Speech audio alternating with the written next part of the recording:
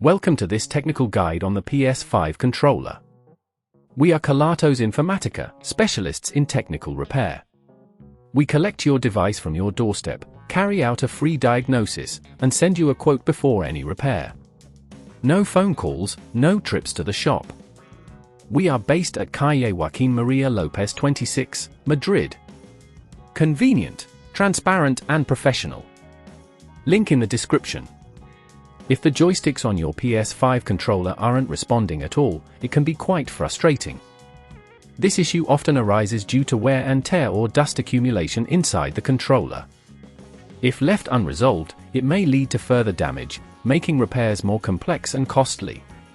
To fix your controller, you will need a few tools: a small Phillips screwdriver, a plastic opening tool, some isopropyl alcohol, and replacement joystick modules. Now, let's dive into the repair process. First, ensure your controller is powered off.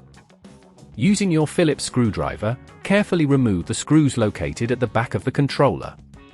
Be mindful of the screw types, as some may be slightly longer than others. Once the screws are out, gently use the plastic opening tool to pry the two halves of the controller apart. Take your time, as rushing this step may damage the casing. Inside, locate the joystick modules. They are the components that sit atop the circuit board.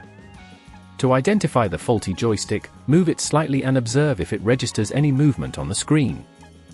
If it does not, you'll need to replace it. Carefully disconnect the joystick by pulling it out of its socket. Ensure you do not pull on any surrounding wires during this process.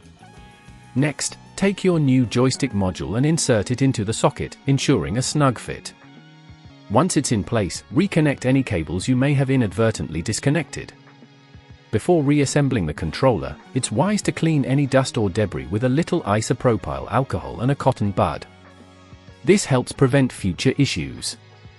Now, carefully align the two halves of the controller and press them together. Reinsert the screws, making sure not to over-tighten them, as this can crack the casing. Once all screws are back in place, power on your controller and test the joysticks to ensure they are responsive. If at this point you feel it's getting too tricky, remember that at Kelatos we collect your device from your door and return it fully repaired. To prevent this issue from occurring again, keep your controller clean and store it in a dust-free environment. Regularly check for any signs of wear and tear, replacing components as needed. If you'd rather not risk damaging your device, at Kelatos we collect, repair and deliver back to your door anywhere in the UK. Link in the description.